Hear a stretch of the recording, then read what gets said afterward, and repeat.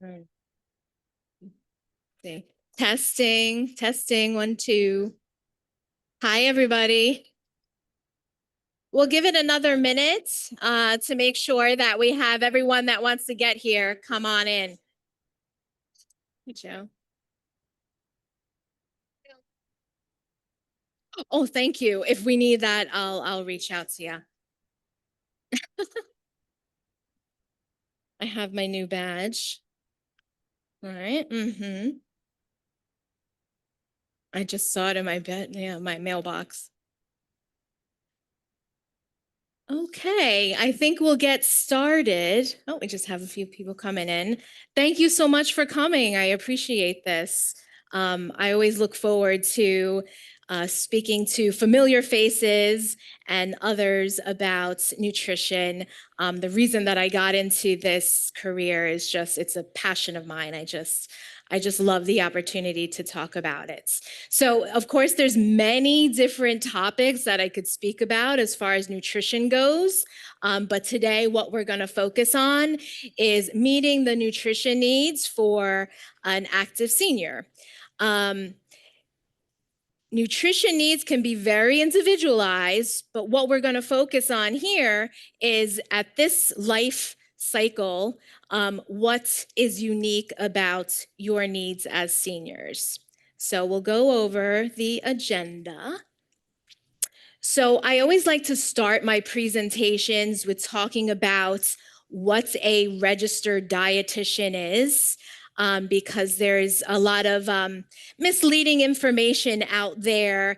And not to say that health coaches or nutritionists aren't needed, but you always want to know who you are seeing and what their certifications or credentials are, just like as you would a doctor or such, or maybe even a massage therapist. Although if anyone ever wanted to massage my feet, I wouldn't worry about it.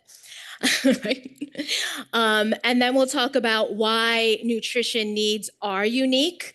So what encompasses all of that.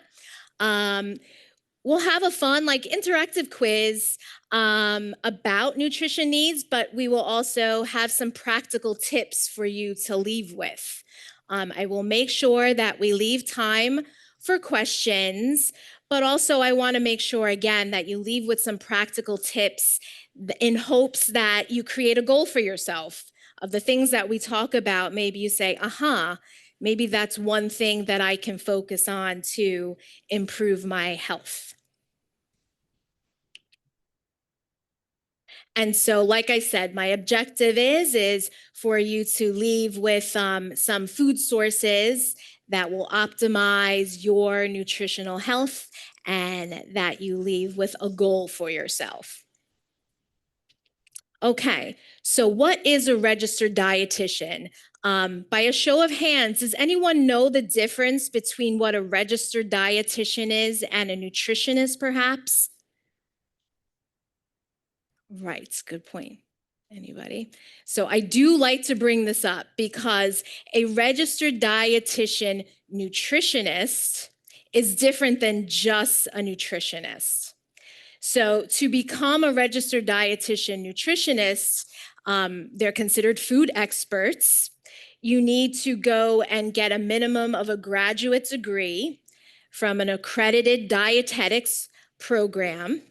You need to complete supervised practice requirements. So meaning that you work unpaid for a year while you learn, right? So that's part of your education. You also need to pass your state board exam. And as a dietitian, to continue with keeping your license, you need to have continuing ed credits to make sure that you're up to date on the latest science, right? New things are coming up all the time. So that is a registered dietitian nutritionist. Someone that says that they're a nutritionist or a health coach doesn't necessarily have to go through all this. Perhaps they got an education, maybe they have an undergrad degree, maybe they didn't take their boards, so they could have done one part of this, but not everything. So meaning that a registered dietitian nutritionist is really the only food and nutrition experts with the education on how to do medical nutrition therapy. So with that being said, that is why hospitals and healthcare facilities have a dietitian, a registered dietitian nutritionist, or what we say an RDN, to make sure that you are getting the best medical nutrition therapy there is. I do want to say, though, if you have health goals and you want to see a health coach, or if you want to see a nutritionist, there's nothing wrong with that. But just realize they may not have the knowledge of various medications, how to read blood work, etc. So depending on your needs, you may want to see a registered dietitian nutritionist versus a nutritionist or health coach. Any questions about that? Okay. Hopefully I didn't speak too much about that, but I think it's important for you to know who you're seeing. Okay. So what are your nutrition needs as a senior? Easily what we can say, it's going to be different than what? When you were a child, when you were in your 20s, 30s, 40s, or even 50s. So that's again where an RDN can tell you at your age how your metabolism has changed, maybe your medical conditions have changed, and how to make sure your needs are met, right? Because if you're preventative on getting your nutrition needs now, hopefully you avoid health conditions down the line, right? So we're going to be talking about that.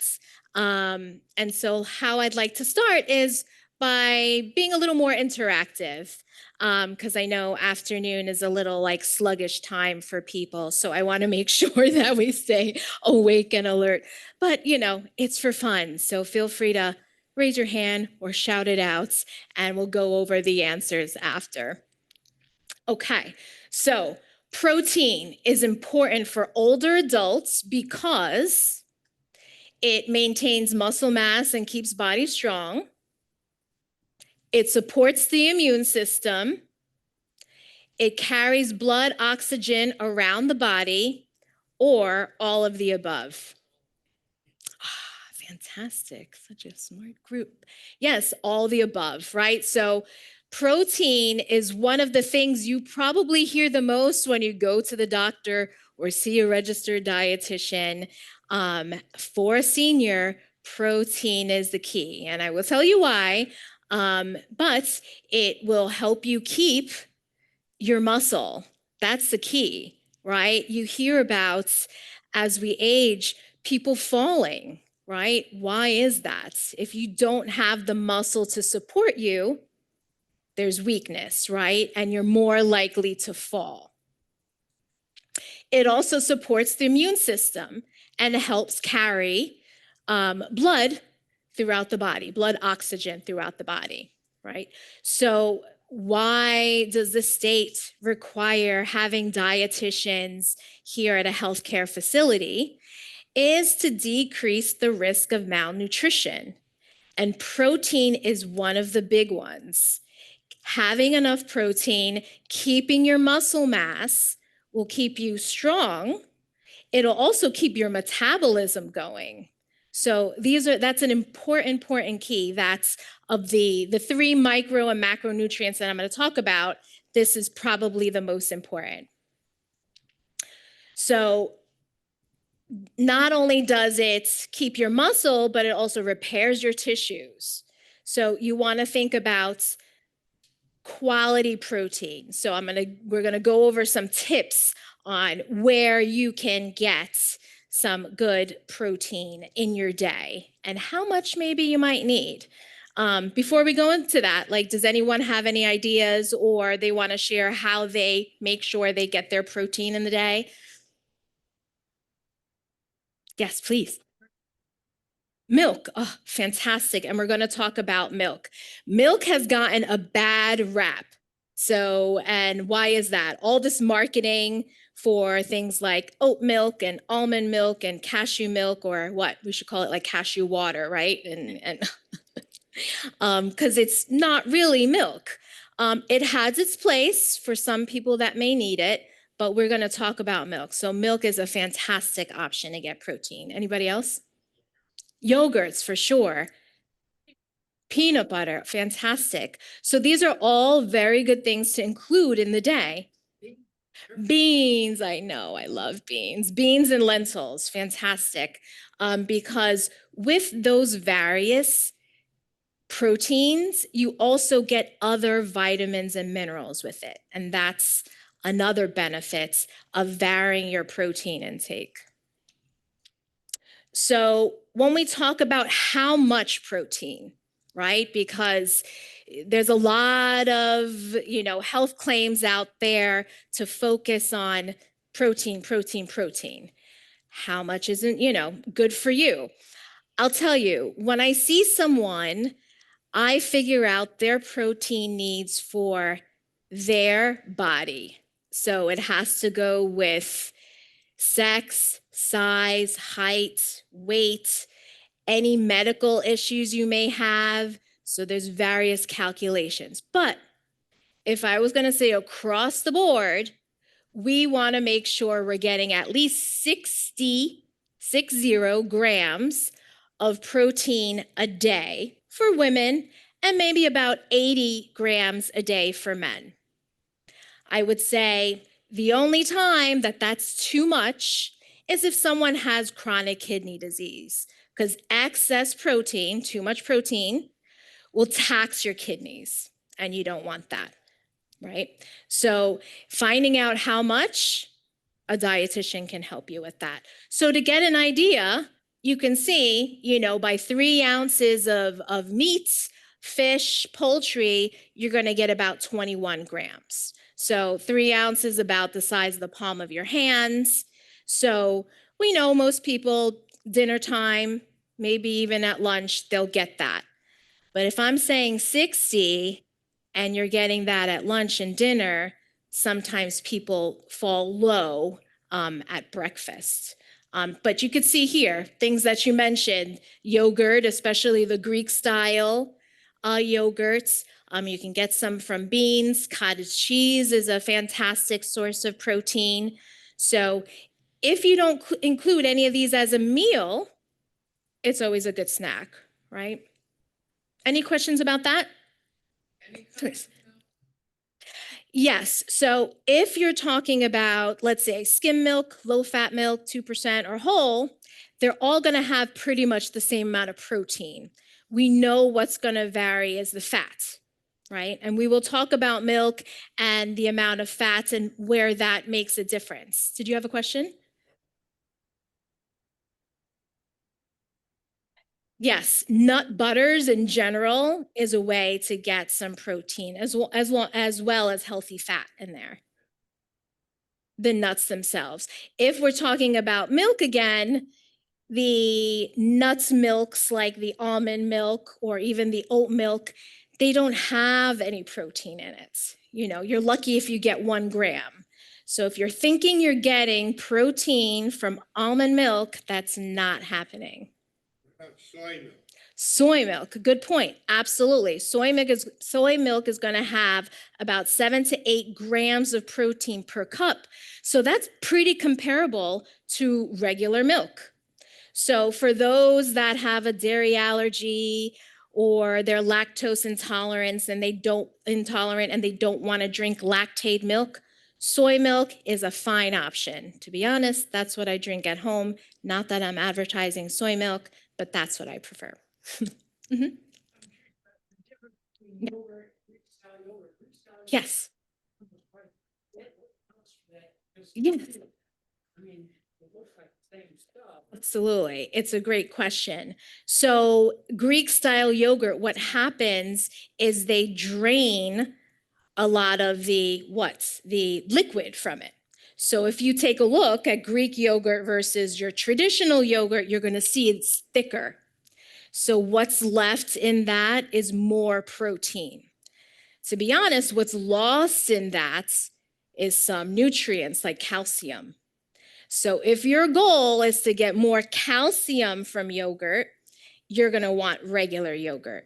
If your goal is to get more protein, then you want to go with the Greek style. Yeah, good questions. And you'll see eggs on there. You know, one egg is about 6 grams. So not a lot, but if you have two, or if you have a hard-boiled egg as a snack, that's a good option. So some tips on how to include them in a day. You know, putting protein powders in a smoothie could be an option. In your traditional like casseroles, you know, adding cottage cheese to it could be an option, or yogurts. You know, the holidays coming around, you're thinking about dips. Using, instead of sour cream, using some plain Greek yogurt, and you can get a little more protein in there versus the sour cream where you're going to get more fat, right? What else is up there? Yep, and nuts and seeds. Those are things that you can add to what? Pancakes, muffins, yeah, exactly, salad.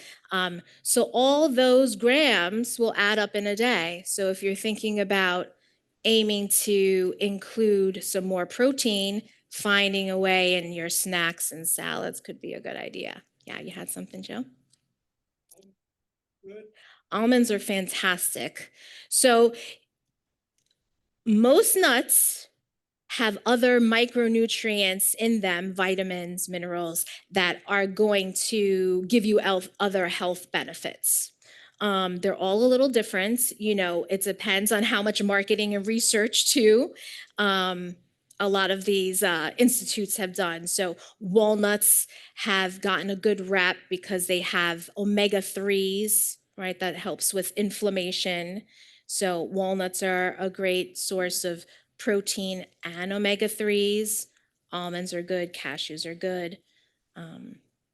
Yes. Unflavored egg white protein powder, Ah, walnuts, flax, berries. that's great. That's a really good idea. Absolutely. That I like that. My sister just yesterday told me she was trying to sneak in protein to her 8-year-old daughter's mac and cheese that she needs to have every day for dinner. And so she scrambled an egg in there, but you know, cooked it slowly so she didn't see any chunks of egg in it, right? Because she was waiting, you know, like, oh gosh, is she gonna notice? Success. She ate it. So another tip. Anybody else for protein ideas in snacks or foods? So it sounds like you have all thought about it and hopefully including it. Okay, our next question. All the foods below are good sources of protein except, you're right. Oh my gosh, let's just start making a smart group. Yes, right? Butter, cheese, and sour cream are going to be mainly sources of fat. So if you look at any food, of course, there's going to be a combination of fat, carbs, and protein, but it's going to be what is the most in there that is going to be called either a source of protein or a source of fats.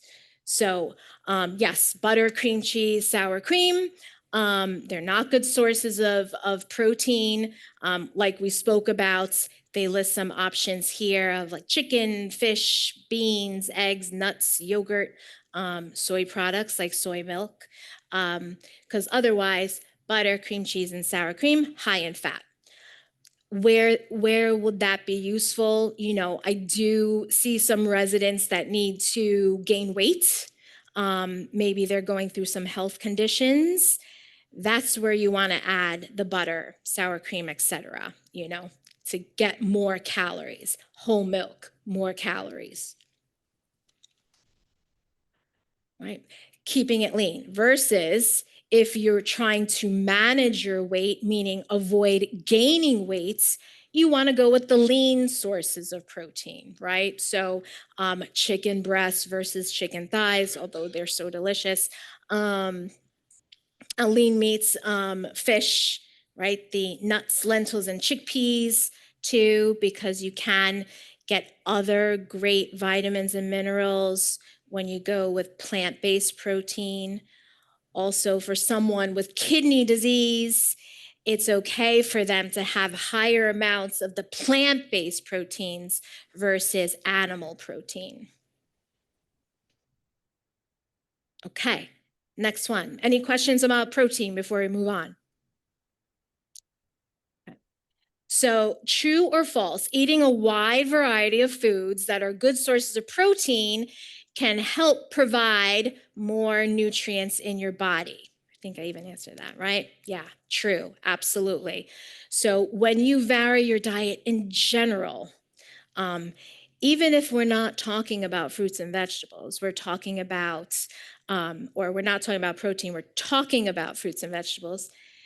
You want to eat with the rainbow is what they call it, right? So you want to think of your red fruits and vegetables, yellow, orange, green, blue, etc., because each of those colors have different antioxidants, different nutrients, right? So think of your plate as a palette of color if you can do that. Yes, so like we said. And, why do we bring up protein? Not only as a senior, do you need more protein because you lose muscle every year, but also how we eat, our lifestyle changes. So meaning that you're maybe you're not having the breakfast, lunch, and dinner that you used to. So right there, if you're only having 2 meals a day, you're not going to be getting enough protein, right? Okay, now we get to the milk category here. So, true or false, in addition to protein, milk provides important nutrients such as calcium and vitamin D.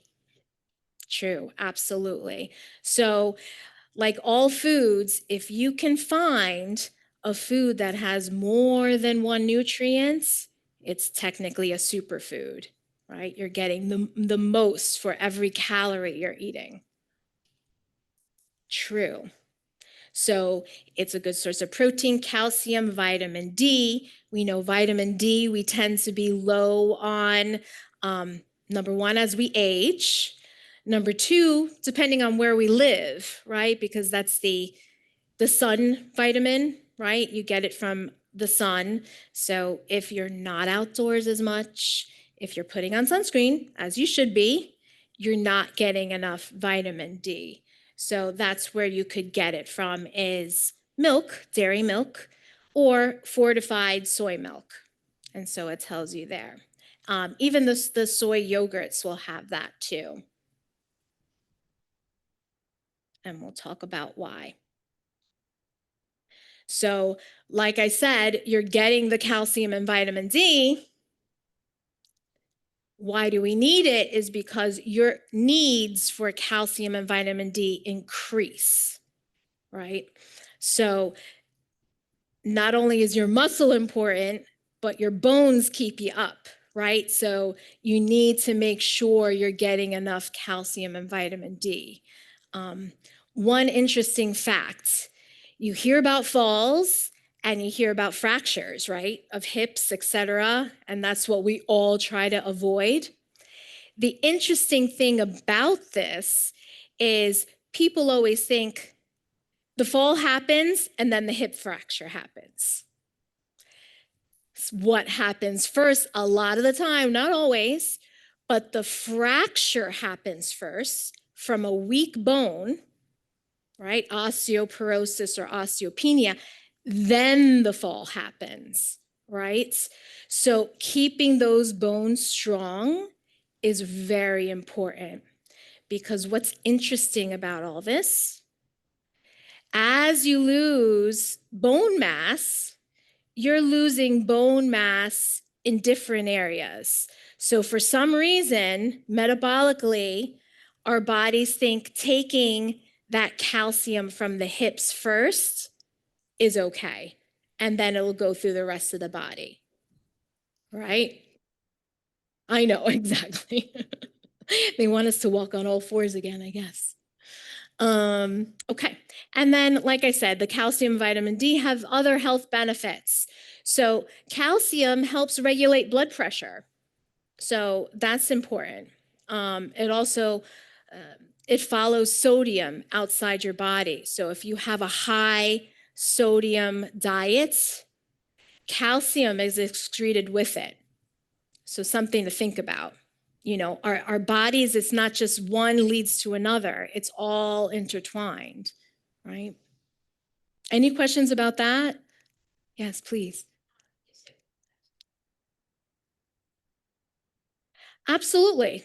So, you know, with any supplements, what I would do is ask your doctor. You can also get information from your dietitian to make sure that any supplement you're taking is not contraindicated with any medication. But absolutely, you know, honestly, the body absorbs micronutrients, vitamins, and minerals better when they get it from food, when our bodies get it from food. But we can't always make that happen. So, you know, a calcium supplement or multivitamin can kind of protect us, you know, all around. So it sounds worthwhile if you have that on your mind to check in with your doctor. You know, and calcium and vitamin D tend to go together for bone health. So if that's what you're thinking, yes. Can you get too much of a vitamin like vitamin D3 or calcium? Yes. So there are some vitamins that are water soluble and some that are fat soluble. So meaning the water soluble ones, you could take a lot and you're just excreting it. So meaning you're just going to have very expensive urine, right? Because you're going to be losing them.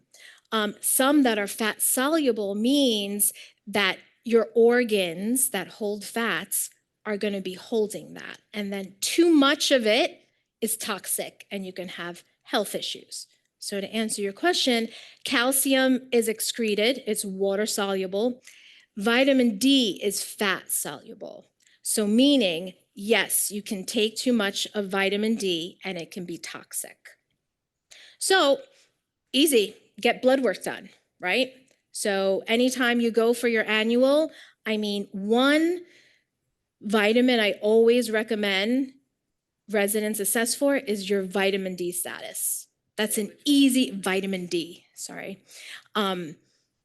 Easy blood work, and you could see where you're at. Because really, so many of us here that live in this, you know, northern hemisphere, we don't get enough sunlight. So we're very likely to be low. And then if you're concerned that you're taking too much, you take the, you know, blood work and then you can see, right? If it's too much or too little. Does that answer it? Well, Yeah. I recently bought something that said it had 5,000 mcgs. So yes, so the IUs, the international units for that would be 1,500. So meaning that is pretty comparable to what someone at this population's age needs in a day. But I would get blood work done. So if you were not low or you don't know if you're low and you're taking that much, it seems worthwhile to get the blood work done, because then you can easily find out. It's always nice to have a baseline too, you know, to see where you're at. Yes. Can you get plenty of calcium from green vegetables, from kale? Absolutely. Your leafy green vegetables will give you calcium. So that is a fantastic option, especially for those that are vegan or they find that they don't eat enough dairy in the day. Leafy greens are fantastic for that. You know, unless you're on like a blood thinner like Coumadin or warfarin, that is also a blood thinner. So too much leafy greens can over thin your blood. So I mentioned that because in this population, there's a lot of people on blood thinners. Mhm.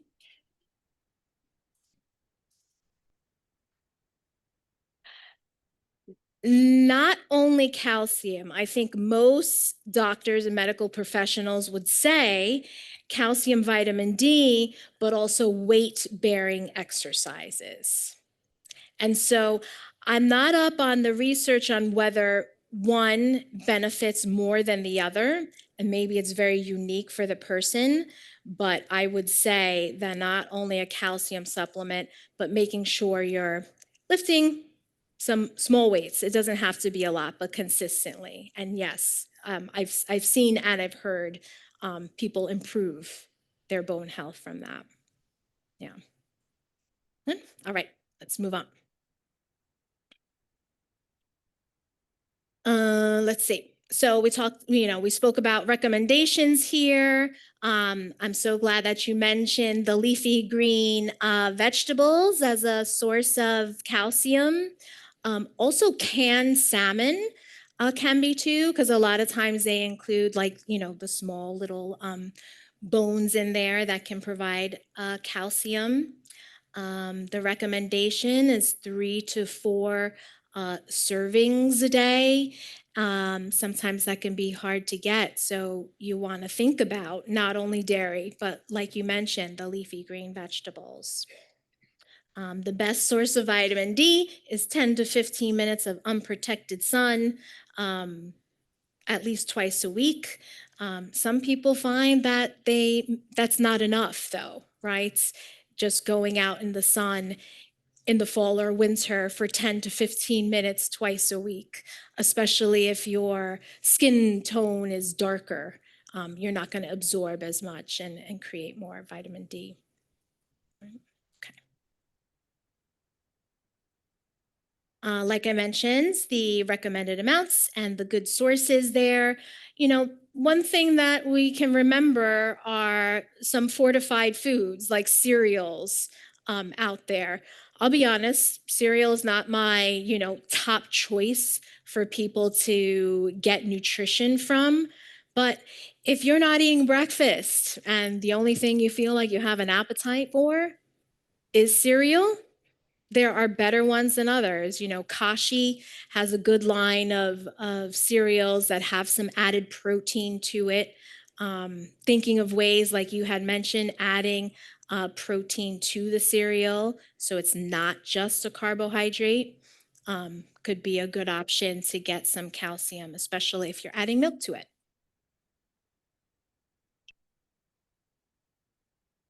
And so you could see, the amount there. Orange juice fortified with calcium, you'll see that at the supermarket a lot. So if that's something that you want to include, I'm glad you mentioned the leafy greens, because look at that, collard greens, 360 milligrams. That's the highest listed there. So that's fantastic. If you eat a cup, right? Cup may be a lot for a lot of people, but I love my greens. I don't know. You? Yeah. With bacon, right? Yeah, I was just gonna say. Vitamin B12. This is one of those nutrients, those micronutrients, those vitamins that isn't spoken about a lot. But just like vitamin D, in the adult senior population, typically low. And I'll tell you about why. But first, so why do we know B12 is important? It helps your body make red blood cells. It helps you stay hydrated. It helps your body prevent sunburns, or all the above. What do we think? Oh, the all the above is tricky. It helps make red blood cells. Yes. So B12 it starts off being made in the bone because it's from red blood cells. What happens as we age, though, it is absorbed in the gut. As we get older, our gut health, our microbiome changes. And so we do not absorb that as we used to. And when I say older population, it really starts happening in the 50s. There's blood work that can be done to see if you have this certain type of anemia. And I tell you, when people find out they do have a deficiency and then they start taking B12, they feel much better, like much more energetic. So it's not the save all, but it's worthwhile looking into. And I see some heads nodding back there. You had that experience? So it also helps nerve health. It also helps brain health. So if you're feeling a little down or depressed or more agitated, sometimes a B12 deficiency could be the reason. Okay, next question. We're doing okay with this? Yes.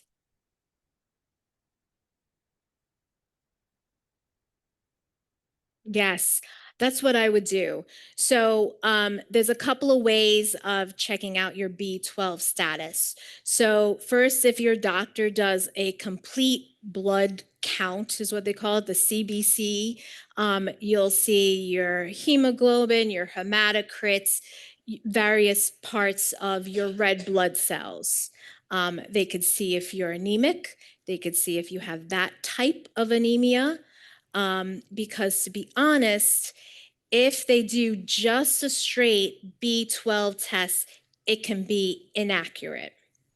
The reason why is because folic acid could also be a deficiency that's not caught. So the best way is for the doctor to see your complete blood count, meaning looking at your blood work from red blood cells, as well as a B12 test. If you have any questions about that, you can ask me afterwards. Okay, next one. Vitamin B12 can be a nutrient of concern for some older adults because the ability to absorb B12 can decrease with age. Older adults don't eat enough vegetables. B12 tastes terrible to older adults. Or D, none of the above. What do we think? Mixed. I guess raise your hands if you think it's A. I'm not sure. Okay. How about B? No. C? Okay. Or D? Okay. It's looking like a tie between A and D. A. So like I was saying, what happens in our guts as we age is our microbiome changes, meaning that good bacteria that we need to absorb vitamins and minerals. So many things happen that decrease that ability, stress, a lot of different medications can reduce that absorption or change that healthy gut. So, like it says, it's a concern for older adults because the decreased ability to absorb with age. So you can always talk to your healthcare provider to see if supplements would be beneficial for you. Being that we were talking about too much of a supplement, B12 is water soluble. So, it is excreted in your urine, any excess, but it's always good to know where you're at as far as your level goes to see if what you're taking is beneficial or not. Okay. All foods below are good sources of vitamin B12 except Yep. D. So vitamin B12 is not found in fruits. It's actually found in most animal products, in some dairy.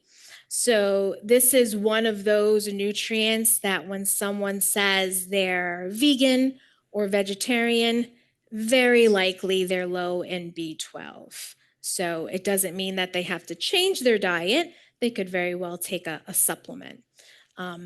A lot of vegans and vegetarians are big on nutritional yeast. Have you heard of that? Nutritional yeast, right? I think it tastes yummy on popcorn. Has like a cheesy, flavor to it. So that's where you can get your B12. I think brewer's yeast kind of, or nutritional yeast became like popular during like what, 70s hippie days, right? Yeah. What's next? Okay, and then fortified cereals, you can get it from that too. True or false? Many older adults do not drink enough fluid throughout the day. True, right? We know that. Okay.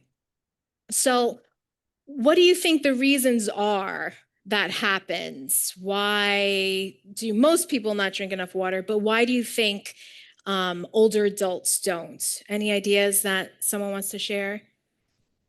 Yes, right. No, I hear that all the time. It's a drag. It's not convenient, especially at night if you don't want to wake up. Yes, true. Absolutely, right? As you age, you lose your sense of thirst. So, meaning if you're not feeling thirsty, you forget to drink, right? Yes, absolutely. So, like we said here, concerns about bladder control being a concern, but it is important to prevent dehydration.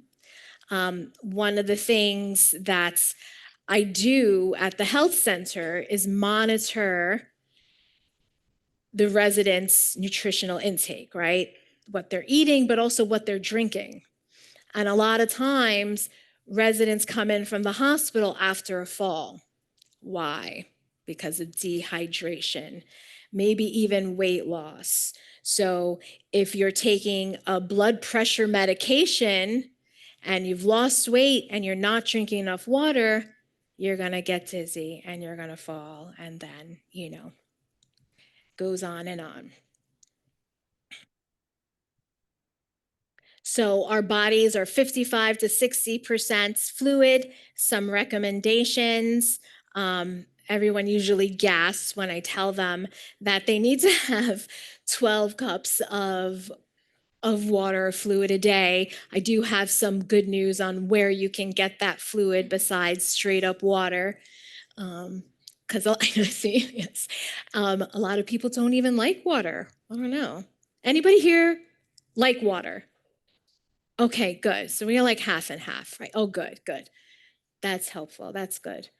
Um, so ideas on how to get enough fluid. So as you see here, like the good news is that you don't have to only drink straight up water, right? You can get it from soup, you can get it from fruits and vegetables. So including that in your day will definitely help.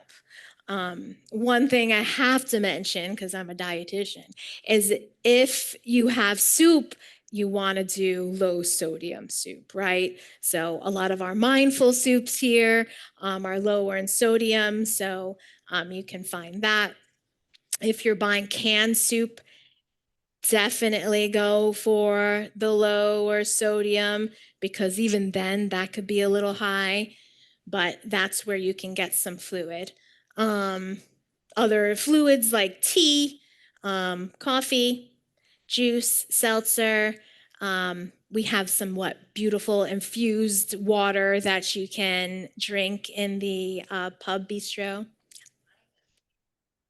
Oh, okay. So what do I tell my 8-year-old? I tell him that it's only for sports activity. So if he plays soccer, he's allowed a Gatorade because it has a lot of sugar, right? There is the zero version, right? Okay, there you go. So you don't get calories in it, but it helps you with flavor. Is that what the Gatorade? Yes. So Gatorade is if it's okay. So she goes for the G2, the 0 calorie version. So gets the flavor without the calories kind of thing. So there's many different types of flavor enhancers on the market that you can put in your water.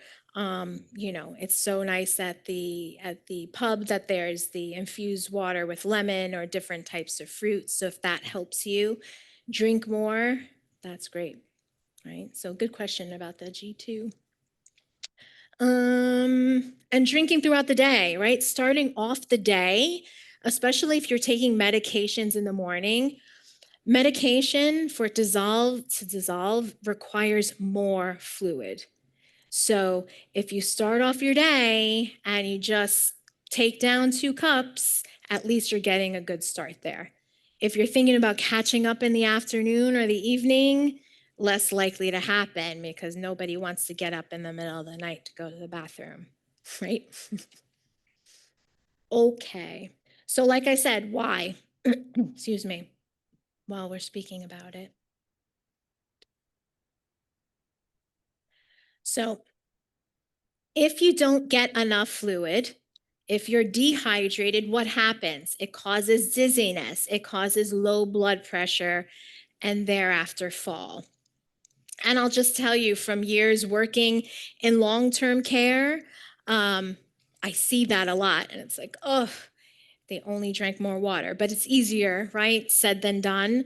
But that's one thing that can make a big difference in your long-term health is drinking enough water. I should say there are some people that have health conditions like congestive heart failure, and they have to watch the amount of fluid. So hopefully they have spoken to their doctor about it or the dietitian to figure out what amount of fluid is good for them. Right? Dehydration, what does it look like? Headaches, lightheadedness, confusion, mood changes, poor concentration, leads to things like urinary tract infections. So, which is really hard to come back from because then you're on antibiotics, it dehydrates you. So sipping on fluids throughout the day, having your water bottle with you all the time, that's helpful. And then how do you know, right? Keeping an eye on your urine, making sure that it's, light in color, straw-like. Hopefully no one's turned off by this conversation. I'm a dietitian. I talk about bowel movements and urine all day. So just keeping an eye on that and making sure that it's light in color. If you're noticing there's a day that it's darker in color, you want to catch up. Because like we said, you cannot rely on waiting to be thirsty, right? Once you're thirsty, too late. And then like we said, as we age, our tastes change, and also we don't have that sensation of thirst like we used to. Okay, just a few more. True or false? Fruits and vegetables, they're a way to stay hydrated. True, right? So we spoke about that. So again, hopefully that makes that 12 cups a day sound reasonable when you can include fruit and soup in the day. True or false? Fruits and vegetables can help. Didn't we just do that? Yeah. So that's the answer. I'm like, wait a minute. So not only, soup, juice, milk. I'll have to talk about milk again. The reason I like milk so much is because you get protein, you get fluid, and you get some calcium and vitamin D, right? So anytime you can get more than one nutrient in any food, such like milk, it's a good food to go for. Okay, so good. We made it because I wanted to make sure that I had time for questions at the end. So I'm hoping that everyone leaves here leaving with the emphasis on getting enough protein, right? We spoke about lean protein, plant-based protein, fluid like milk to get protein, getting it at every meal, trying to get things like peanut butter as a snack, nuts to get some protein there and healthy fats. Anything else? Yeah. Flaxseed, absolutely. Because again, like you mentioned, the nuts before, walnuts too, good source of omega-3. One thing, and probably most people have heard at this point, flaxseed, you want to grind or have it already ground for you to make sure you're accessing all the health benefits from it. Otherwise, we'll just say pass through you whole. So I'll be nice and pretty about that. Yeah. Ensure. Ensure definitely has its place. So, number one, it has micronutrients in it, meaning it has vitamins and minerals. So, you're getting a multivitamin there. You're getting some protein. Some people need it to maintain their weights. I recommend it definitely for someone who's skipping breakfast. So, if you're skipping breakfast, an easy way to get your calories, protein, fluid, vitamins, and minerals is have a protein shake or something like Ensure or Boost or Gain. There's so many out there, right? Yeah. Did you have a question or comment? I'm just saying, I take protein shakes. Yes, yes. So that's a way to do it too. Powder in a blender with some fruits and milk. Yeah. There's quite a difference in different brands. Some are much more expensive than others. Is it worth buying the more expensive ones? Yeah. Well, in a perfect world, you can get either your doctor or dietitian to take a look and say, this one's the best for you. She was just saying, if no one heard, that there's so many different brands of nutrition supplements out there. Some are more expensive than others. Is it worthwhile spending the extra money? So, you want to make sure you know what your goal is. If your goal is to get more calories to avoid weight loss, you're going to look for one that's about 350 calories. If your goal is to get the protein without the calories, you want to make sure it's less than 200 calories, but then more than 15 to 20 grams of protein. So I would say that's kind of like the cheat sheet, version of it all. Yes. Or brand name is checking the content of ingredients, because very often brand names are more expensive than generics, and you're getting the same thing for a lot cheaper. Yes, hands down. So, and I think that probably goes with anything that you buy, right? That you want to take a look not only at the price, but what are you getting for that price? And what's nice about something like a nutrition supplement is that you have the nutrition facts label. So you can do a comparison there, give yourself a good half an hour and a notebook to kind of write it all out. But, and then you can meet your goals, whether that's just protein or other nutrients that you may get from it, right? Yes.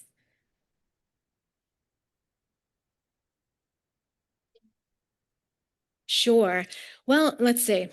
As far as how that pertains to this topic for seniors, there's nothing as far as the benefits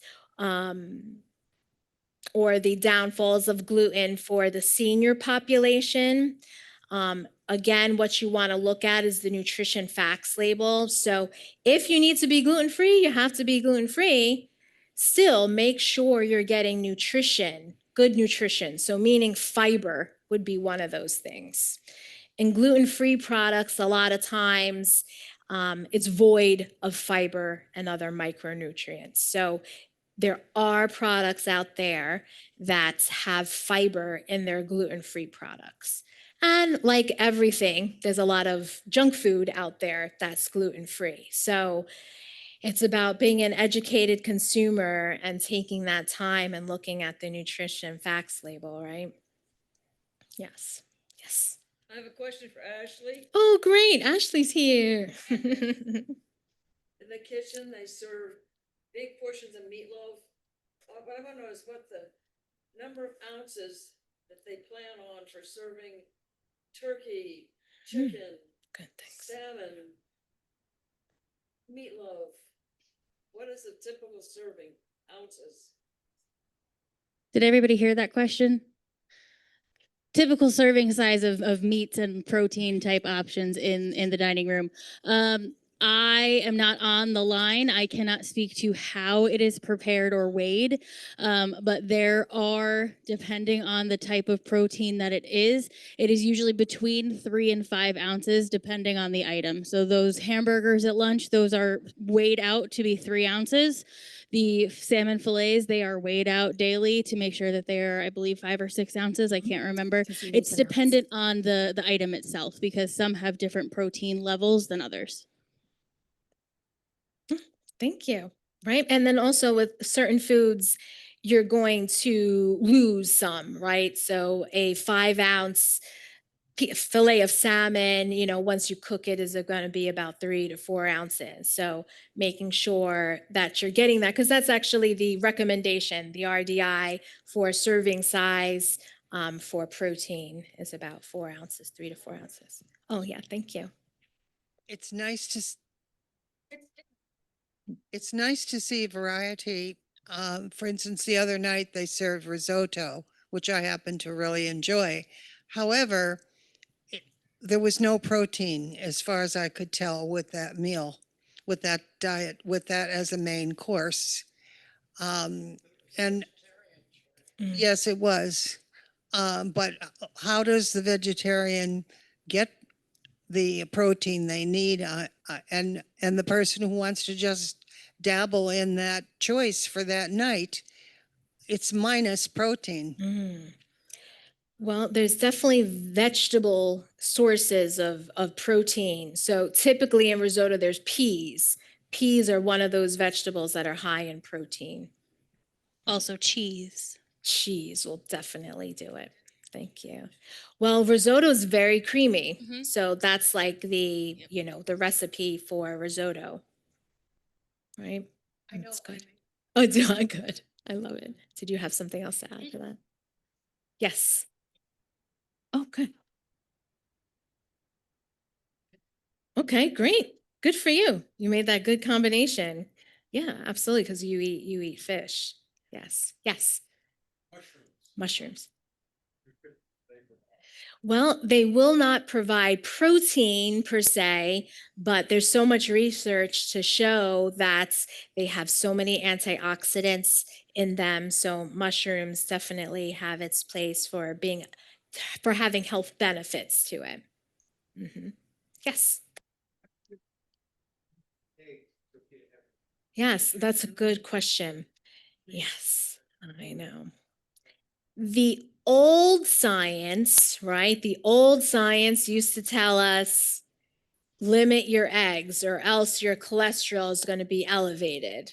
So the new science tells us that eggs are perfectly fine to have. You can have 1 or 2 even in a day, and it doesn't raise cholesterol.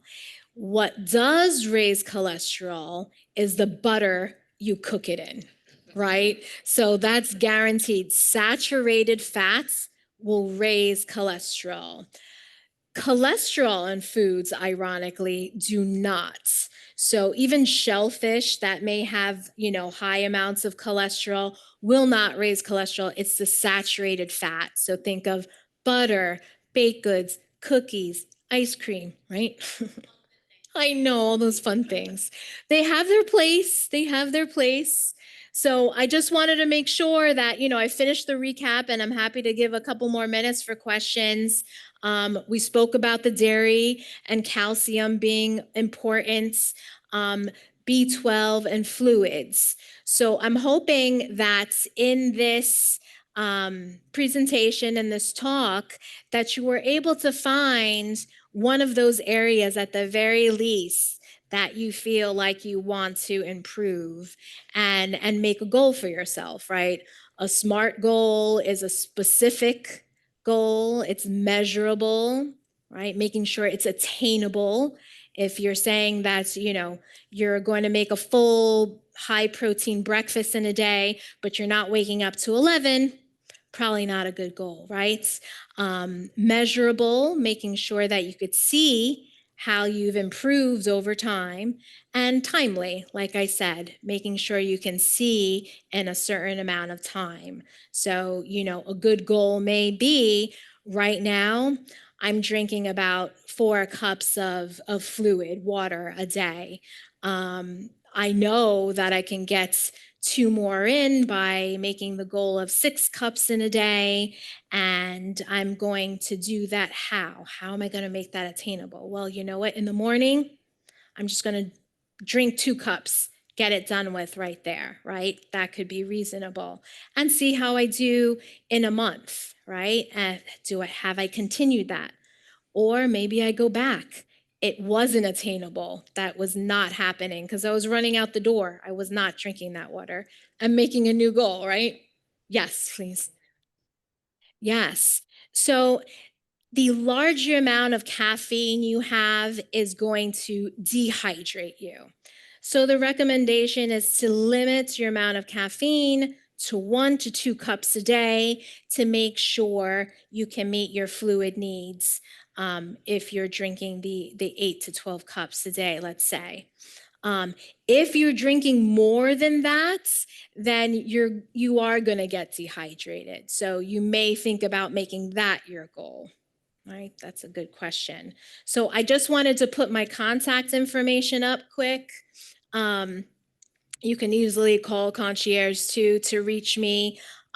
Wanted to let you know that a couple of things. I am here part-time. We are sending out a survey soon to see if independent living residents want more nutrition services, meaning one-on-one consults, more presentations, or educational groups. So take a look out for that. Answer honestly, it's anonymous, to see if that's something that everyone could benefit from if they want, if they need it. But as of right now, IL residents are allowed to see a dietitian, meaning myself, like for a consult. The way you can reach me for that is going through Liz Elliott, the wellness nurse, and she can take some of your information so at least I know what I'm going to be seeing you for, and then we can call and set up a time. Okay. And then it looks like we have another question. Happy to. Assume that you Yeah. consult on the menu for the assisted living, and Mhm. what about our menu? Consult with the. I do. He does Not- indeed. Thank you. Yes. We briefly talked about this in dining committee yesterday. So Perfect. Tanya handles the nutritional information for the entirety of the health center, but in doing so, it's all the same items that are served over here as well. So she has looked over all of the menus. The only difference is next door, there may be some restrictions due to your diet order. So if you're on a low sodium or a renal diet or a consistent carbohydrate diet, there may be some restrictions there, but because IL does not necessarily look at and serve to those diet orders, everything is still offered. If you have questions about items on the menu, you can ask to get the nutritional information and we can pull that information for you at dinner. Thank you, Ashley. Perfectly said. So it's 3:03. Thank you so much for coming. I thank you so much. This was fun. If you have any, burning questions or concerns, feel free to email me. If you wanted to or felt the need to have a consult with me, go through Liz Elliott, and I'm sure we can make that happen. But thank you so much. This was fun. If anyone would like one of Tanya's business cards for her contact information, she has some up front. Thank you, Ash.